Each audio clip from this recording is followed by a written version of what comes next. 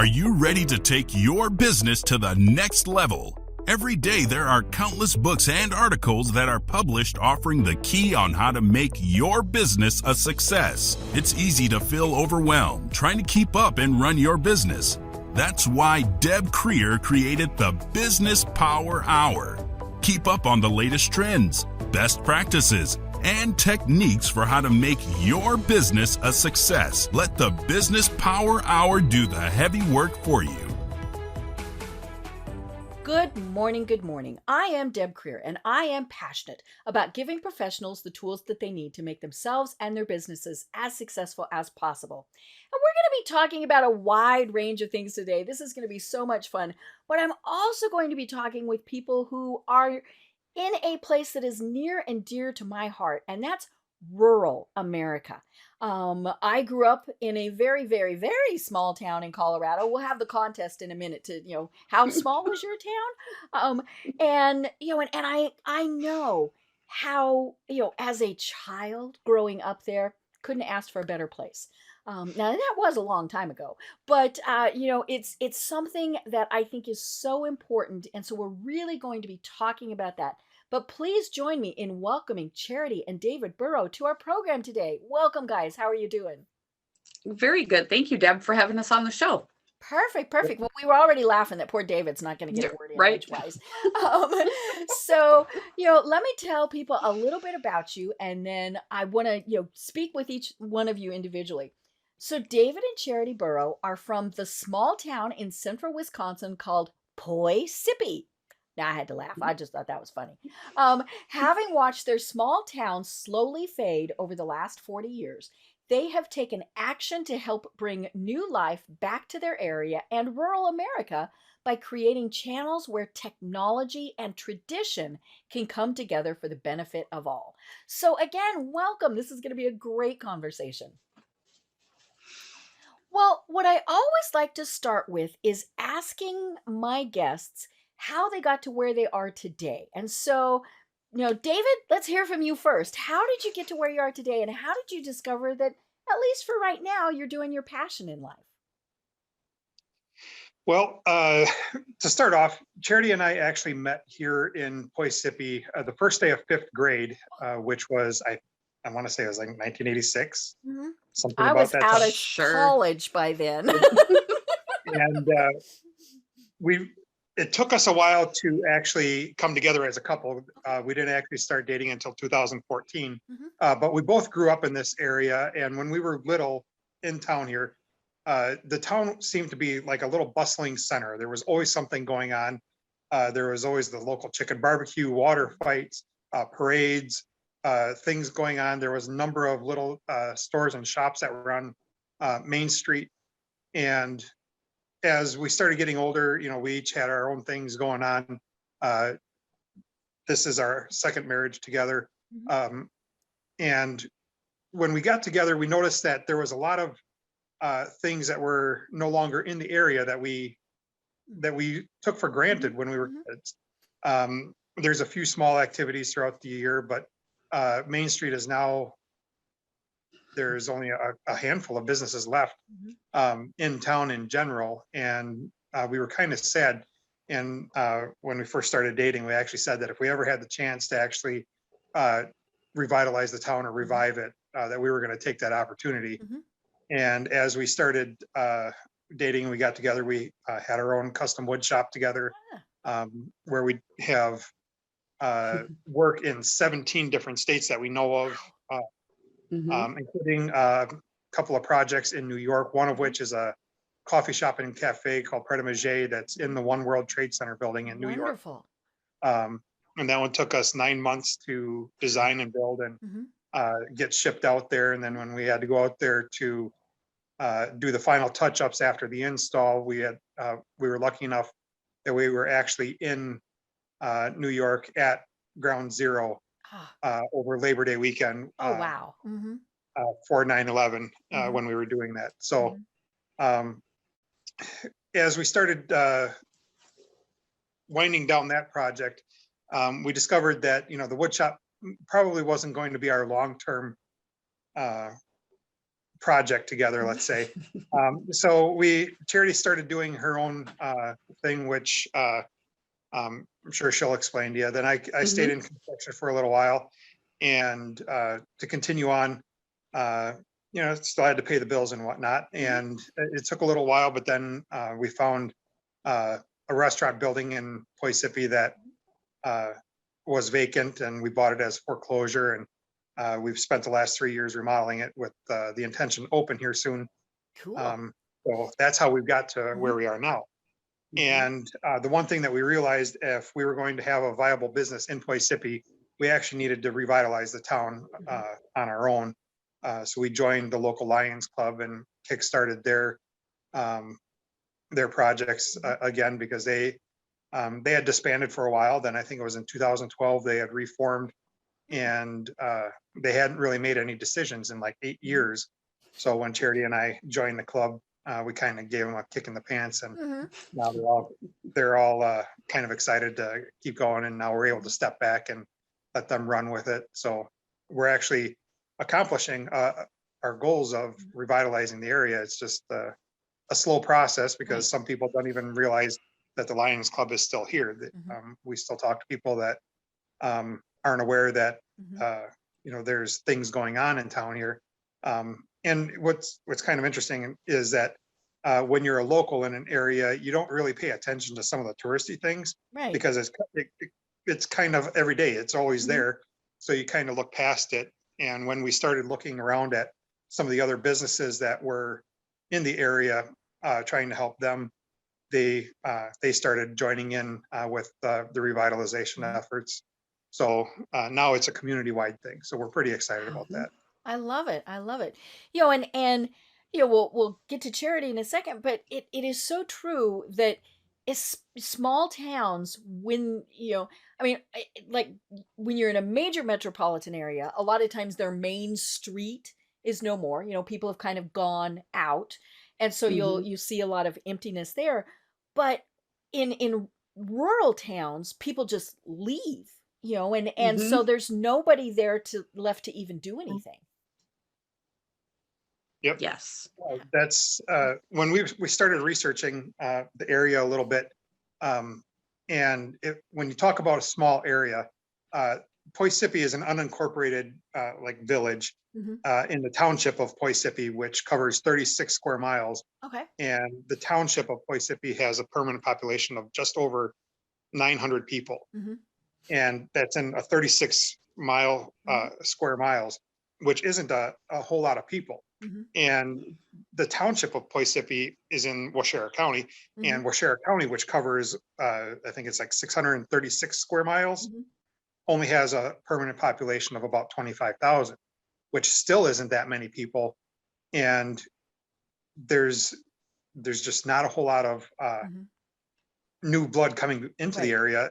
And I shouldn't even say that, because when Charity and I would take rides around the area to do some sightseeing and watching some of the wildlife, we see properties that go up for sale and sell rather quickly. So people are moving out, people are moving in, but it's not a growing area. So there's new people coming in, but very few by way of actual growth in the area. And that's not uncommon across the entire country. Right. It's just kind of a churn type of thing. Yeah. Right. Well, Charity, tell us a little bit about yourself, and then we'll really dive into this. Okay. So, well, like David said, we met the first day of 5th grade in Poy Sippi. That's still funny to me. And we got together, and it was actually kind of funny, because he actually asked me out for lunch, and I think to go see a band. And I was just getting into my divorce and coming out of it, and I was like, no. Yeah, I needed a time out. But I'll give him credit, because he asked me for 2 years and just kept taking the no's. And then one day I was like, I messaged him on Facebook, and I'm like, so going out with a group of women, do you want to meet us? And he's like, sure. And I'm like, oh, you are courageous. And we've pretty much been inseparable ever since, mostly because I may have had a little too much tequila due to some nerves. And I never told him where I live, so he couldn't drop me off. So he unfortunately had to take me home with him, but complete gentleman.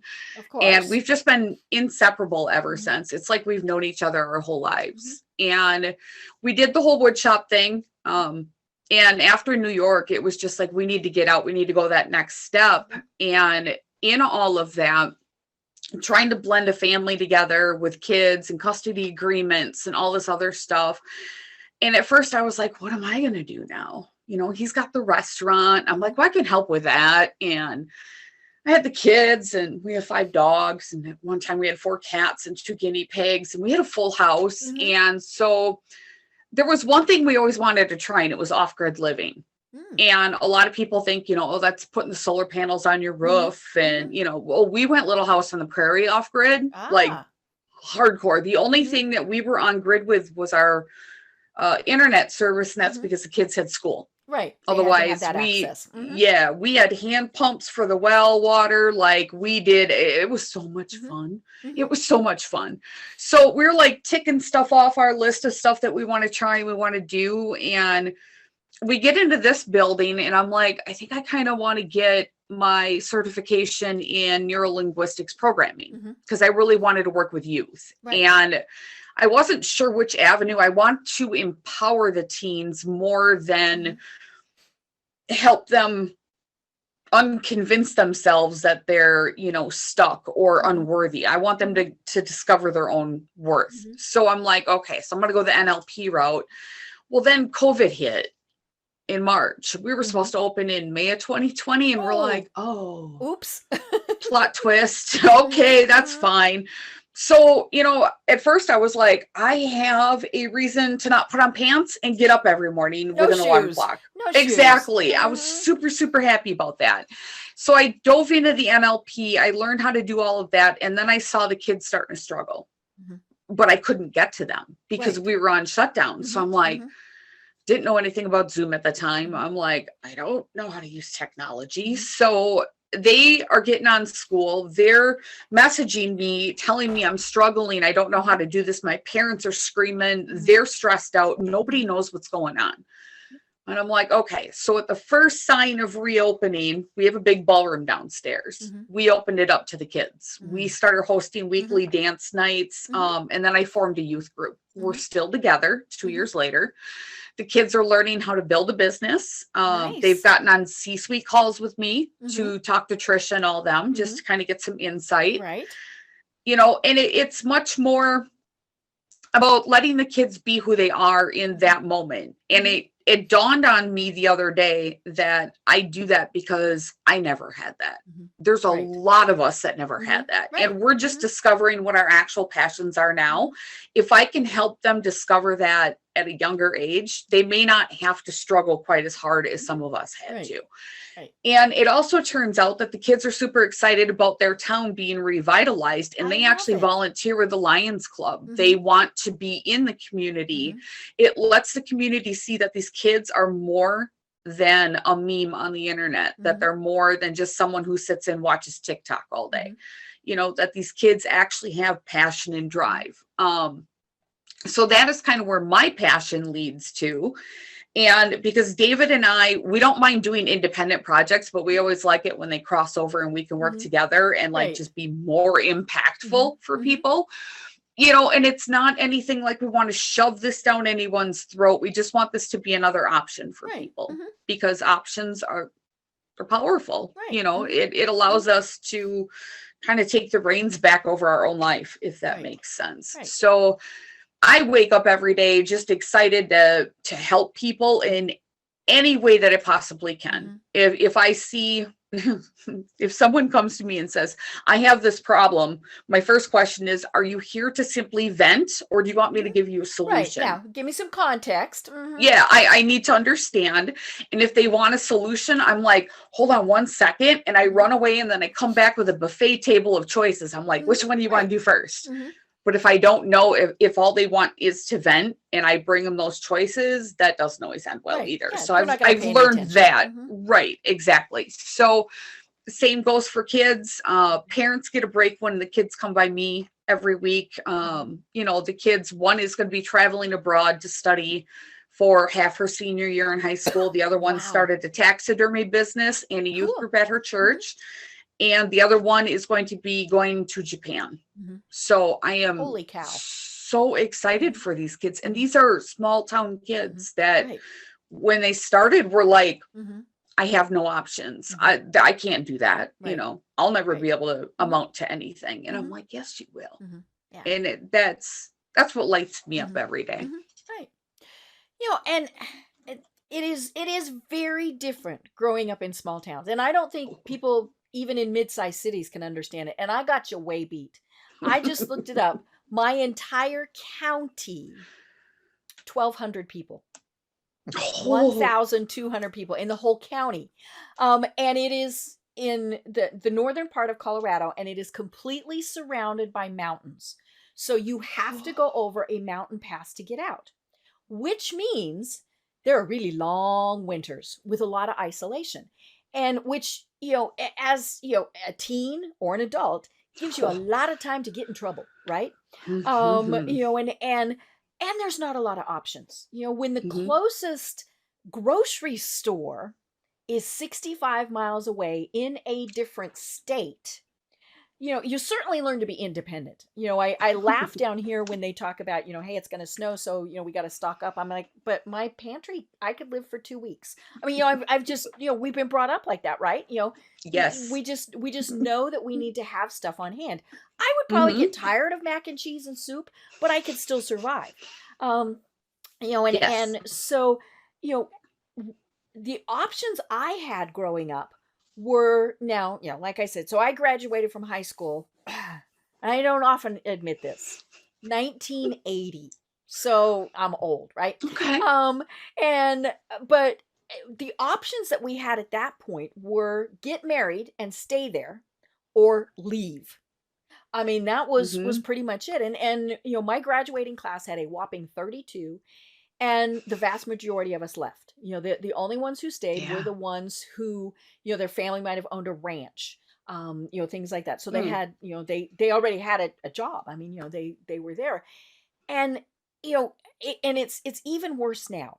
I'm still in touch with people back there.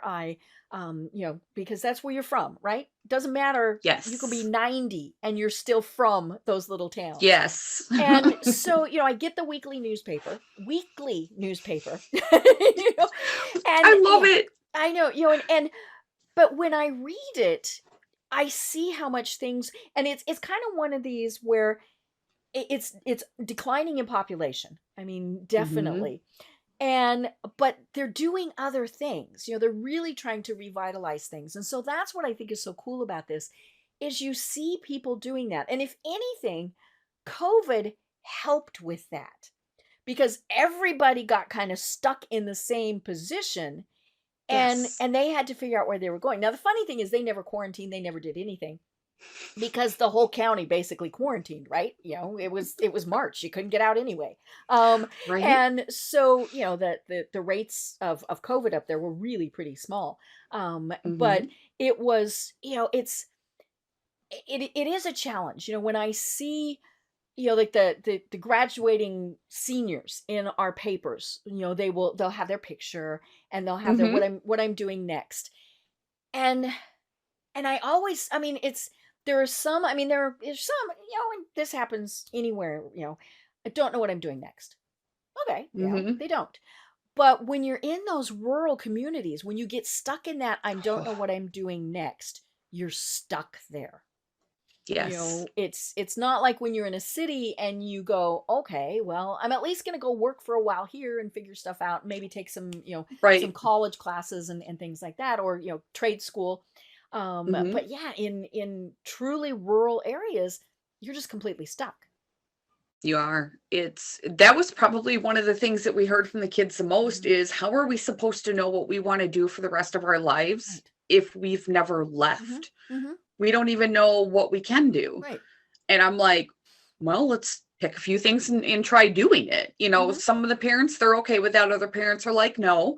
I honor with the parents, but I also try to open those communications. But I had that same thing when I was a kid. I was like, what do I do with my life now? All of a sudden you graduate and you're like, uh-oh, I didn't think, but then I'm like, I don't even know what I like. I'm barely 18 years old. I have no clue whatsoever. And I've spent so many different jobs. I've sold door-to-door vacuums. I've been a massage therapist, an x-ray technician, an accountant, a payroll clerk, an HR professional, business owner, bookkeeper. What else? Oh, contractor. I've roofed houses. I can build a house. I can fix a car. But that comes with the rural territory too. Dad made sure that I wasn't going to need anyone, so I can shoot a gun. I choose to not clean the animal. Creeps me out. I don't eat it because I can see its eyeballs. I can clean a fish, but I don't do much more than the fish, right? Yeah, I won't even do that because it's their beady little eyeballs looking at me. So Dave does, he cleans it, he cooks it, I eat it. It's a good win situation. But in that, I worked on farms. I worked on my friends' farms because we had a couple, we're mostly farm area around here. So I grew up with the people around us, and I would go bale hay. So I didn't have to live on the farm to know what farm life was like. So I got the best of both worlds, but at the same time, I had no idea what I wanted to do with my life at, 18 years old. I'm like, do I go to school? I tried college. I'm not college material, not at least the structured college material. I know David, he's had a slightly different path than that. So so Dave, what was it like growing up in rural America? To be honest with you, I actually got to travel a little bit. I know all the alarms are going off, and it's good stuff, folks. Don't worry about it. That's it's the noon siren, alarm, right? Yep. Yeah, we always knew when it was noon because the sirens went off. Yes. But anyway, I was fortunate enough that I've actually been able to do a bit of traveling. I did take it was around 2005 or 2006. I actually took a job in Chicago for almost a year. Wow. So I did get to spend a bit of time down there. Not to mention my family, my extended family is from the Chicago area. Okay. So I've been able to travel there quite a bit. But as far as growing up in the little town of Poy Sippi, and what's even where our house is a little town called Borth, which isn't even really a town. I watched another interview and you said it's like it's a bodily function. Borth. Right. Yep. But there's about 20 houses there, a tavern, a church, and that's pretty much it. There's one horse ranch in town, which happens to be Charity's. That's my uncle. So, and that's like right in the middle of all the houses too. So that's kind of funny. That's interesting. It built up around it, I'm sure. Yep. And but growing up here, you had to be self-sufficient for a lot of different things. You drove old cars that barely got you anywhere that you wanted to go, and you had to fix them yourselves. You knew how to work on tractors. You knew what was wrong. You replacing hydraulic hoses on equipment. You know how to take care of animals as soon as you could walk. My family has a small beef farm, and so you get good at being self-sufficient. Like you said, I mean, there's just not a whole lot of other things to do. You don't get out for very far. I was fortunate enough that in my travels that I've been able to experience a number of different things. But I've always managed to come back here because it's the actual quiet lifestyle that I actually enjoy. Because like living in Chicago for a year, I mean, I don't mind being around people, but they also don't mind being around you. And a lot of them are not very friendly to begin with. Right. And here in Poy Sippi, if I stand out on the street, the horn honks every time a car everybody goes knows everybody's business. Yeah, everybody waves. And it's actually kind of funny is when I open the restaurant, there's going to be a sign on the wall that actually says, if I haven't heard a good rumor by noon, I'm creating my own. Which is true. Yeah, if the coffee bunch for breakfast didn't do something, then yeah. Yep. So exactly, just to keep things interesting in town, because really, there's really not a whole lot that changes from day to day life. I mean, you might have, it might be a different places going to eat. It's actually kind of funny is when you actually talk to some of the older generations that are still here in town. A lot of the news that they get and what they talk about was all seen from their big picture window in their house. Charity actually had the experience last week to witness our big town. There was one of the locals had an episode and had an accident out in front of our building. And, Oh no! He's okay, I guess. Okay. Yeah, everybody, there was nobody hurt. We were really lucky. It was like 2:30 in the afternoon, and I was on the phone with Joan, and all of a sudden she goes, "Why is your vacuum cleaner trying to attack you?" And I'm like, "That's not my vacuum cleaner." And I look out the window, and there's this vehicle careening down Main Street, and I'm like, Yikes. "Where's he going?" And he bounces off a telephone pole. Oh no. Yeah, it was like super, it was a bad crash. And I was like, "Gotta go," hung up and called 911. Yep. And then they're like, to help. True story. I grabbed my ID. I walked downstairs. I walked up to the officer. I'm like, "Hey, I'm the one who called it in." He's like, "Okay, we're pretty sure we know who it is. Pretty soon all the locals are coming around." And I'm like, I love my small town. I went back home. I'm like, I'm going and they're home. coming to be nosy, right? Yes. Yeah. All of a sudden everybody in town's walking. And I'm like, none of you walked before. I know this because I live right here in the center of town. And we live right next door to the post office. Like out of the other apartment, we do. And I was actually really grateful nobody was picking up their mail. It's typically a very busy time in the afternoon on this street. So I'm really glad nobody was there. Right.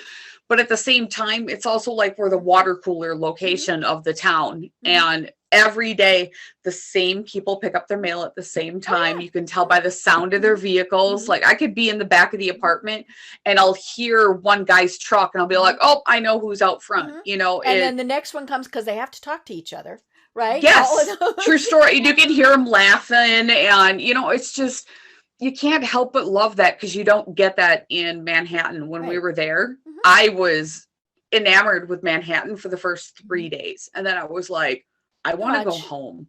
Yeah. When we left, we pulled out of, we took a tunnel out or a bridge out. I don't know.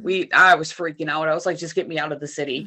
And we get out, he finds a green spot, pulls over. I jump out and I literally hug the ground. And I'm like, grass. They don't have grass there. Like it's this big. I'm like, and 900 dogs have peed on it. So you don't want to. Right. Yeah, exactly. I don't want to touch it. So it's just, I am definitely a small town girl, but I have big dreams. I think that we deserve the same stuff that the people in the city deserve. That's just really where I kind of stand. You know, and of course the nice thing is technology is allowing that. Yes. You know, everybody can go to school remotely. You know, pretty much anywhere, you know, you know, I knew some people who, you know, during COVID they went, "I'm taking classes at Harvard." And I said, "What do you They said, "We don't care. We're just taking classes at Harvard," just to say they had taken classes at Harvard, right? But you know, and it's interesting how technology really changed things too. You know, way back before I graduated. So you know, this is way back. This is in the 70s. Somebody and I don't know who did this because I don't remember that. They put cable in for cable TV, and all of a sudden, we all got for free. And somebody screwed up, I think, but we all got HBO. And just like that, the downtown movie theater closed because nobody, you know, you whatever you wanted to see, you watched on TV. And so, and I remember that, and I really remember thinking, but it's fun to go to the movies and you see everybody and hi, how are you? All that stuff. You have the popcorn, you know, all of those various things, but that technology killed that business. Just, you know, and the movie theater has never opened back up. It is still this, you know, blank space in the middle of Main Street. And, you know, they've done some things. They've tried to do some renovations because it also had a stage with curtains. And so they, you know, I you know, have seen where they've tried to do things like plays and, you know, things with the high school, all of those. And it has just never taken off. And I think that goes back to kind of that technology. We're just going to sit and play with our phones, our computers, whatever. Mm-hmm. Yeah. That's actually one of the driving factors Mhm. in a lot of the planning that Charity and I have done. Because when you bring up technology, when COVID shut everything down here in Poy Sippi, there was a number of people that actually lost their jobs because they weren't able to work remotely Mhm. because our local Mhm. internet connections wouldn't Right. support it. Mhm. So with we just found out this last probably about 6 months ago Mhm. Yeah. that there's actually two internet service providers that are actually looking at bringing fiber optic Ah, internet to town, nice. Mhm. which is going to alleviate that Mhm. too. Mhm. Um, but the one thing, like you brought up, where the movie theater closed instantly, that's what we're also seeing with not just like movie theaters, but Mhm. we're also seeing that with grocery stores Right. Oh, in yeah. in small Mhm. communities too, Mhm. where uh, things like like Walmart and Amazon, they Mhm. both have Mhm. online shopping services Right. now. So Mhm. in the small local grocery stores, they never had a chance Mhm. because they just don't have the buying Right. power to compete against some Mhm. of them. And Mhm. when you're, Mhm. and a lot of people don't realize that in rural communities, uh, income is very fixed. Mhm. So people need to make their dollars stretch as far as they Right. can. Mhm. So if they can save or get a few more groceries Mhm. by going to one of the bigger Mhm. spots down the Right. road, Mhm. um, and that is, it's a chain reaction Mhm. right down the line for a lot of Mhm. rural businesses. So that's actually part of our Right. motivation for helping Mhm. uh, revive rural America. Es- Right. Right. Especially, I am also, oh yeah, that's another thing I do. I'm also an assistant manager at one of the local small building Mhm. retailers. They're not, I mean, they're well known, but Mhm. so of course COVID, it strapped everyone. So everyone, we do what we have to do to, kick in funds and keep the bills paid. Mhm. So I've taken the assistant manager position now. It's great little grocery department, Mhm. it's got the health and beauty needs that we Mhm. need, so everybody's got access to like their cold medicine and Mhm. stuff like that. But I'm noticing the one thing that is still most talked about is the access to fresh veggies Right. Oh, and yeah, fresher definitely. meat. Mhm. We don't have that Mhm. here. Mhm. And so if people want, fresh carrots, or Mhm.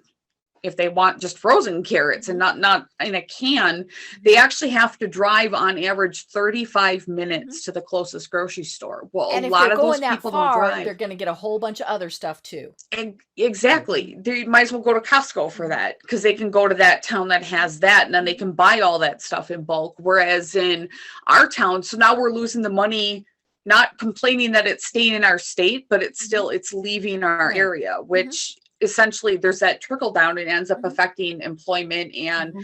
people's abilities to stay open. It's just, we want to be able to offer more Mhm. to here. Babe, I'll let you tell them about your platform idea, because that one's yours.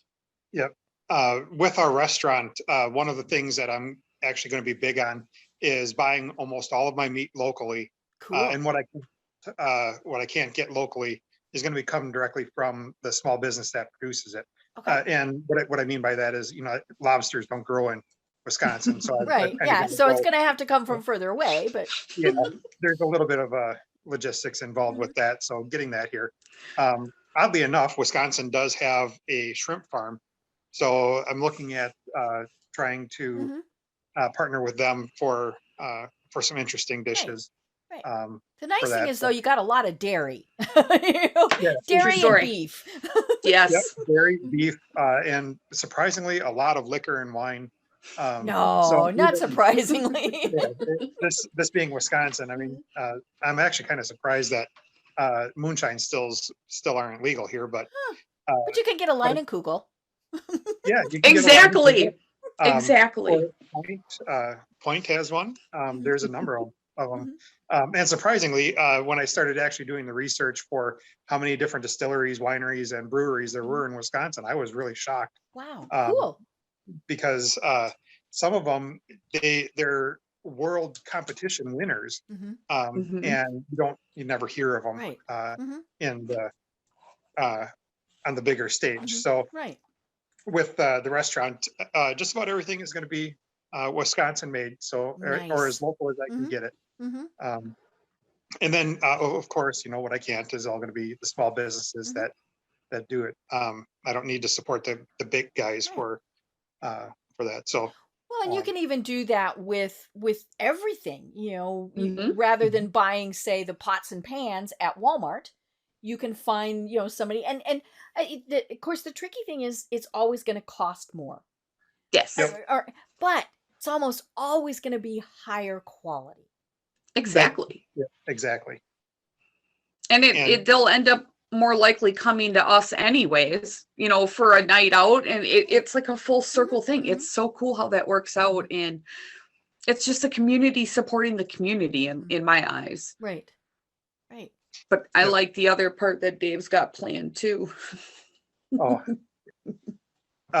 one of the other aspects too is once the restaurant is open, my customers will be able to actually order through my distributors. Mhm. So if I have some local farmers market vendors that Oh, provide okay. specialty products, they'll be able to order Mhm. directly through me. We're actually creating a system, an online ordering system Wow.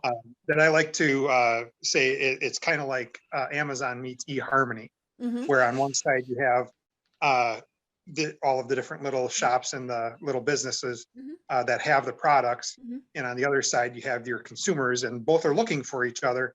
Now we just have to put them together, Mhm. Right. and there's a number of shopping online shopping Mhm. services that are out there, Mhm. but none that I have noticed actually specialize in uh, like small products like Mhm. locally grown honey Right. Right. or maple syrup that was Mhm. made just Mhm. down the road, Right. and What you would vegetables. buy at farmer's market, like you were saying. Yes. Mhm. Yep. Yep. So we're actually putting that together right now, and that's part of our plan to Mhm. actually go on a countrywide scale. So Mhm. we're actually hoping that we Right. can put together Mhm. small networks Mhm. within every state in Mhm. the country where this can apply. Right. Right. Because every small community could probably benefit from this. They've got, Hmm. either an existing business, a restaurant that's there, or they've got vacant, and of course getting the funding and things like that are always a little bit tricky. But Hmm. the other thing that is so amazing about, people that are, small town type of people is they're going to try and figure it out themselves. Hmm. They might do like a small business loan or something like that, but they're really going to try and figure out how to do it themselves. And I think that's one of the great things about it. Oh, true story. Pretty much the whole restaurant we have funded out of our own pockets so Mhm. far. We figured, no big deal. And then COVID hit, and getting a bank to finance a restaurant business of this size right now Right. it's not going to happen anytime soon. Mhm. Even with like flawless credit, there's just Mhm. no way. Right. And to be honest with you, I don't want to be tied into a bank loan. Mhm. I don't like that Right. kind of Because commitment. what happens if COVID flares up again? Things like that. Exactly. Mhm. Yeah, it's too easy that things could go south, and I don't want to be that comfortable. And I've Right. learned enough in my life that you need to stay Mhm. fluid. When COVID hit, we both woke up and went plot twist. You will hear us yell that all the time. That is Mhm. when we've come to realize that Mhm. something changed, and Mhm. we need to shift. It's just Right. how it is. Right. And it's okay to shift. Mhm. And that is a big thing. I think that smaller communities are excellent Mhm. at. It might take us a little bit to recognize the fact that we need to Mhm. shift, because we're probably, well, like you said, we didn't Mhm. really I don't think we really quarantined. We had people coming to Right. the door talking Mhm. to us. Yeah, I don't even think the Mhm. retail store Mhm. did it. I Right. think they put up signs, that was Mhm. it. But Yeah, it because they was were one of supposed those. to. Mhm. Yeah, exactly. And then once everybody else kind of started opening up, then we started to feel that Mhm. here. And in talking to other rural people, I found the same thing, that it's almost a delayed Mhm. reaction in the rural Mhm. areas. And even at that, we're still kind of like, well, we've been through worse. Oh It's yeah. fine. Mhm. Mhm. That's just how it goes. Mhm. And so it's exciting and terrifying, and at the same time, we really want to help bridge all Mhm. those communities, because so many of us have so much in common. and there's a disconnect almost, at least that's what we see in our area, between the rural area and the bigger cities. Right. The Even bigger if it's cities fairly just, close. yeah, they just assume that push a button, I've got this for Amazon, I have Instacart.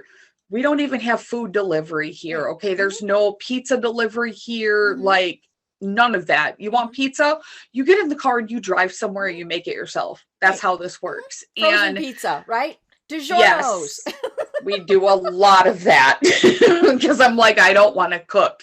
So it's one of those where it would help kind of connect, because the rural communities deserve that same stuff that the bigger cities have. Right. But the bigger city people are starting to discover they want to get away on vacation and they want to come to areas like ours. And we want to share our area with you. Right.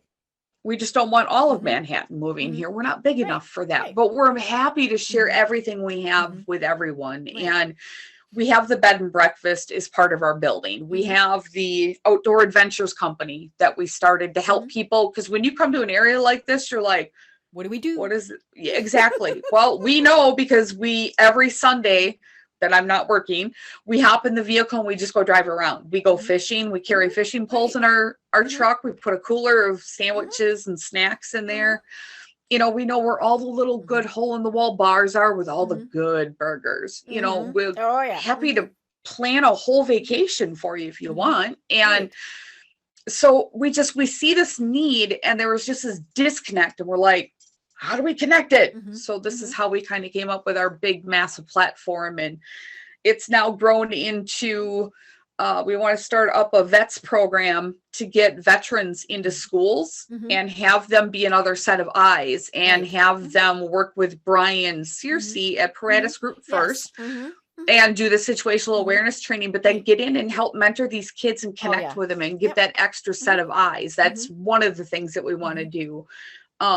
We want to do the restaurant. We want to do small business entrepreneur programs. We want to, goodness sakes, what else do we want to do, babe? My head's like spinning from all the work we've been putting into this. I don't have my list in front of me, and there's so many.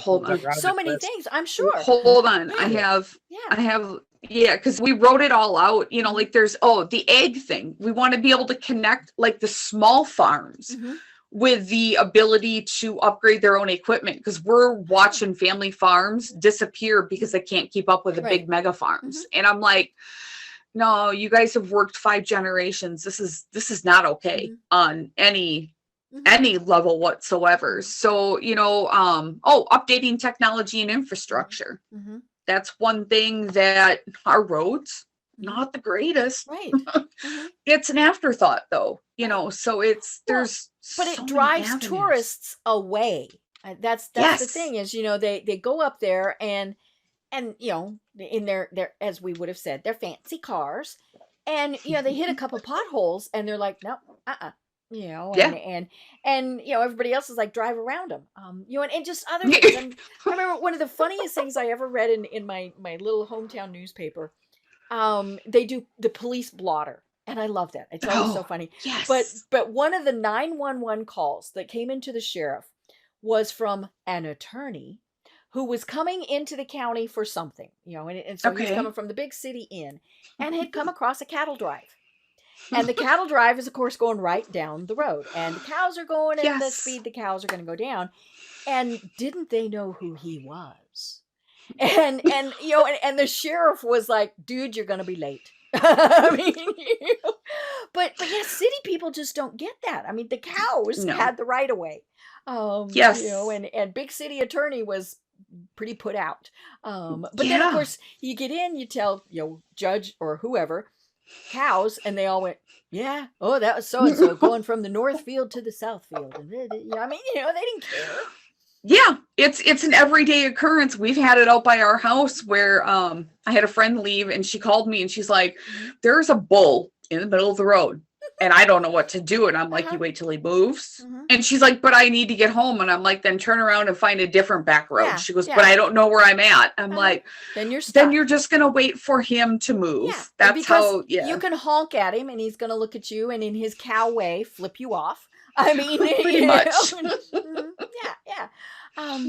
one of the things that we heard about during COVID, and it was in the media, but I'm not Hmm. quite sure it actually really did happen, were all of the people who went, hey, I can work remotely. I don't like city life anymore, so I'm going to move to the farm. Or going to move to rural. Did you see that? Did you see more people coming in, or was that really just kind of one of those things where if they were talking rural, it was like an hour out of town as opposed to It was funny because some of the people around here, they went even more rural and they went up north, Mhm. which is funny because most people from this area know what up north means, but it's Right. like northern Michigan or Mhm. northern Wisconsin where Right. they have cabins, hunting Mhm. cabins. Mhm. They went there. Mhm. Like they're like, I'm out. I'm not even dealing with Right. this. And we're Oh like, all right, yeah. that's Mhm. fair enough. That's Mhm. cool. Mhm. We didn't really even see a decrease in traffic here. Mhm. Um, No, I don't know.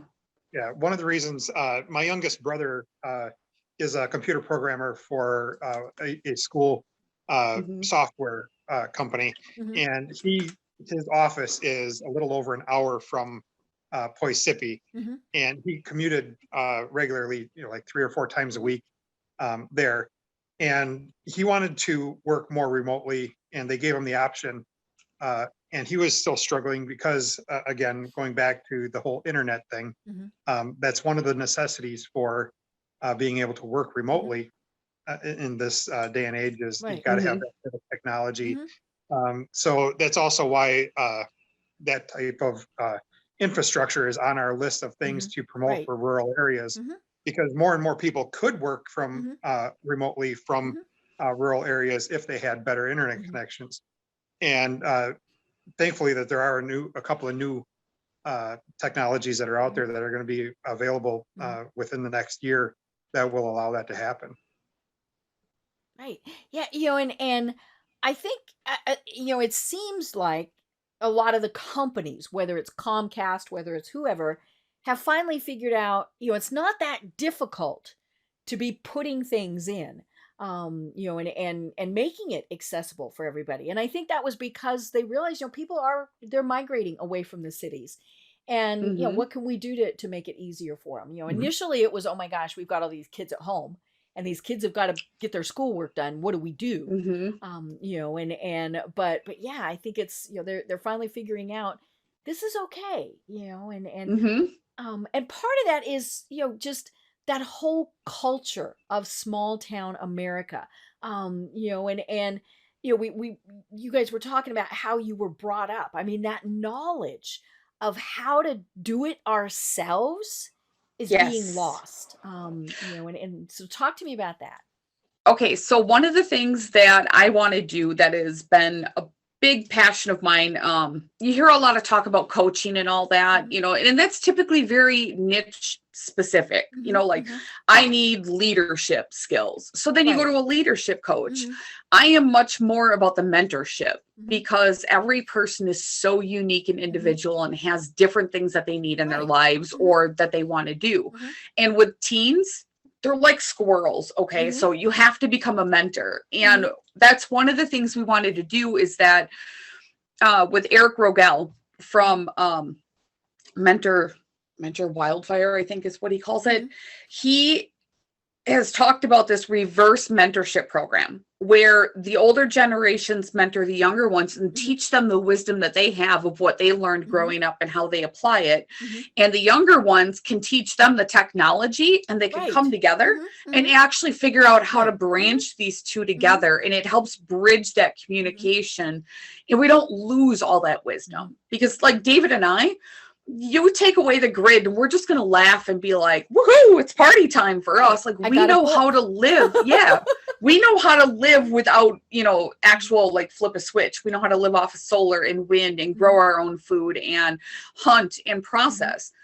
We are not concerned at mhm. all for ourselves, Right. not even a little bit. Mhm, And it's the other people that don't know how to do mhm, that mhm. that's going to incite panic. Right. And we're like, oh, I can't mentor all those And people at one yeah, time. and let's be honest. I mean, I think that was one of the big fears that people kind of had during COVID was, Yes. what if? What if we all of a sudden have to be depending on ourselves? Yep. And We did see yeah. that. Yeah, I mean, it was scary. We saw that a couple of people were freaking out a little bit. They were like, "Oh, you guys better be prepared because you've got the restaurant in town." And we're like, "We're not even open." Like, we literally do not have any food in the building whatsoever. But if we did, we'd be like, "Come in and eat with us." We're not going to be like, "Get off our property." Dave's going to be like, "Hold up, I'll make tacos." You know, like it. That's the mindset too. And you do this, and and everybody just Yes. Yeah, it's that whole family mindset thing that I think we don't ever really lose when we live.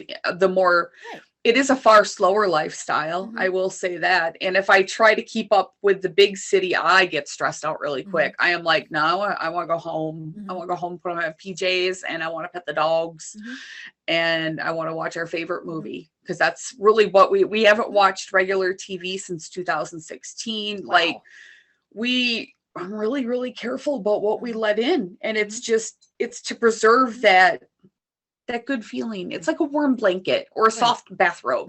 That's really what it is. Right.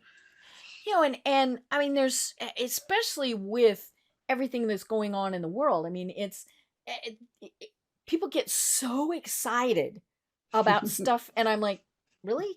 No. It's like, whatever. Yeah. And I don't know. I mean, there's, I've had some major health issues, and I know that you have to, and that's part of it. It's kind of like, okay, hello, that's not really all that important. Right. And your priorities end up shifting after that. You're like, hey, whatever. If I can do that, I can definitely do that. Yeah. That's I cool. mean, every day that I'm not looking up at 6 feet of dirt, it's a pretty good day, right? Exactly. Yes. But it's also, kind of on the other side, I live in Atlanta. There's 6 million people here. 6 million people.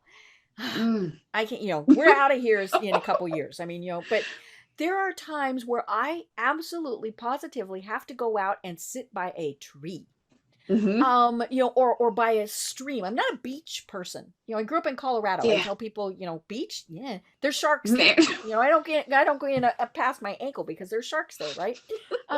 But just to sit by a stream or a campfire or something like that. And I think that's the thing that so many people never ever get to experience.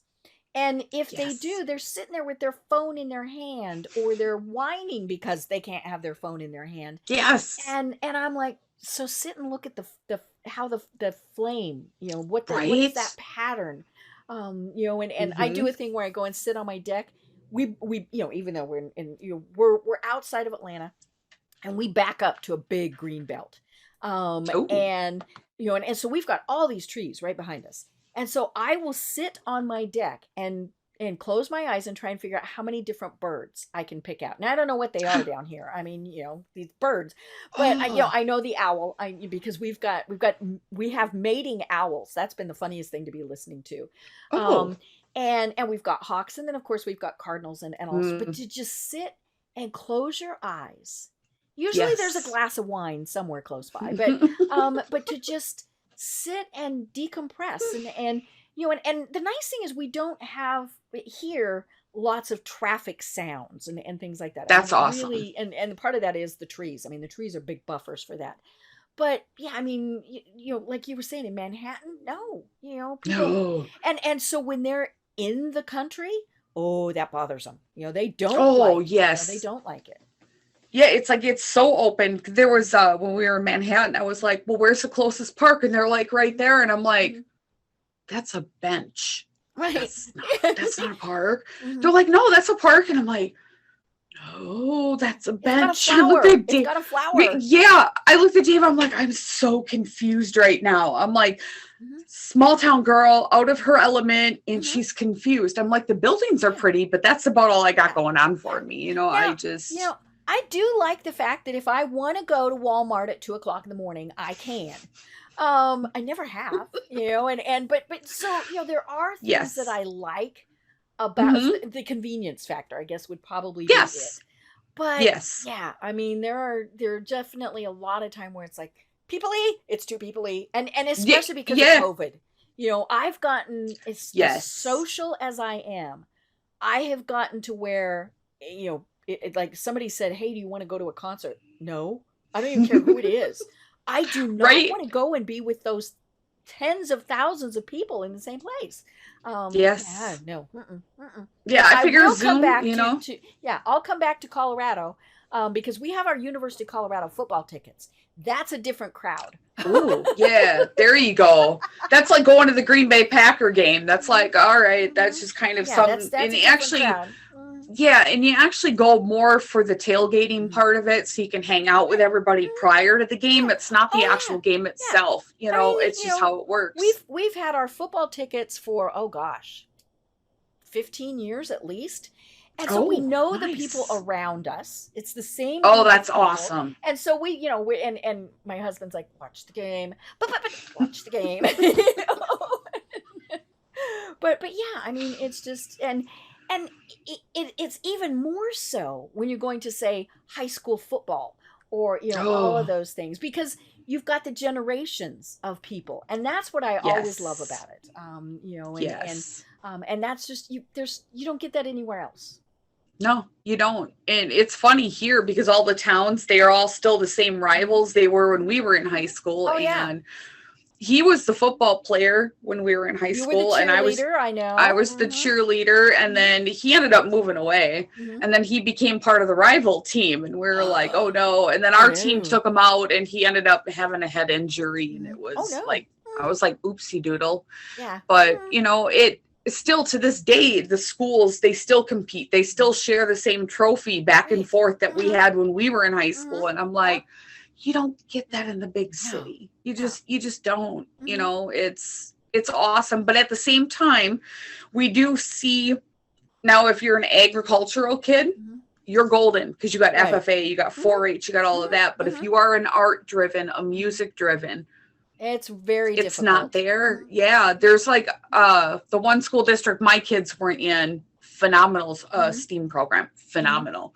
The schools around us, no, it's ag or sports. And so a lot of those kids get lost in the mix. So another avenue down the road that we want to focus on would be bringing in more accessibility to the schools to help them offer more in ways of teaming up with trade schools, alternative programs through employment, maybe some internships, stuff like that, let these kids test run it in high school and see, do I actually like this? Do I want to invest into this schooling after high school? So it's this multi-layered thing that we want to do, because we see for years how this could just grow and really connect everybody, and it wouldn't even just be stuck to America, like the US. Canada could do it, anywhere. It definitely. So that's kind of what our goal is. And I'm like, wow, all right, it's a big one this time. So well, oh my gosh, this is why I set a timer, because we can keep going on this forever, right? Because pretty soon we're going to really start sharing small town stories. Right. But I know one of the things that you're really looking for is businesses that can work with you and people that can mentor, things like that. So if people are interested and want more information, how do they reach out to you? Well, the best way to get a hold of us would be quithoggingtheblankets@gmail.com. That's Dave's company name right there. He picked that one. It's funny. I love it. But the best way to get a hold of us would be our email. Just because we're both always on the go. Otherwise, unless, Dave, you want to share your cell phone number? Email's probably better. Email? That works. We'll just leave it at the email. Okay. That way we can actually connect down there. And if anybody wants to follow us on our website. Oh, yes. What is your Facebook page, too? Because I got a kick out of that one. We have our Facebook page is Angry Dave and the Salty Queen. And we know who's who. Yeah. And our actual web address is quithoggingtheblankets@WTF. Cool. Or .WTF. Sorry. Okay. Yeah. Perfect. I love it. Well, do you have any, and each one of you, do you have any final thoughts that you want to leave everyone with? So Charity, go first, and then we'll leave it with Dave. Oh my goodness. Final thoughts. Don't give up. I don't care where you live. You can always make a difference. It really doesn't matter where you live. If you can dream it, you can do it. And if you can't find someone, message us. I bet you we know someone, or we are that someone. So go ahead, babe. Mine would be get outside and go sit in a tree. You'll understand what I mean when you get there. Mm-hmm. I love it. What a great thought to leave with, especially since this is Friday. So I think we should, right? Let's just close up shop for the day and go out. I hear they're out there mowing my lawn. See? So, let's end for the day. It's an hour later here. See, so I've got an even better excuse. Oh, and like I said, it's 5:00 somewhere. So Right? this has been so much fun getting to know Charity and David Buhrow. I'm Deb Creer, and until next time, everyone have a great day. Tune in for our next program for even more trends, best practices, and techniques for how to make your business a success. The Business Power Hour, hosted by Deb Creer, is proud to be part of the C-Suite Network.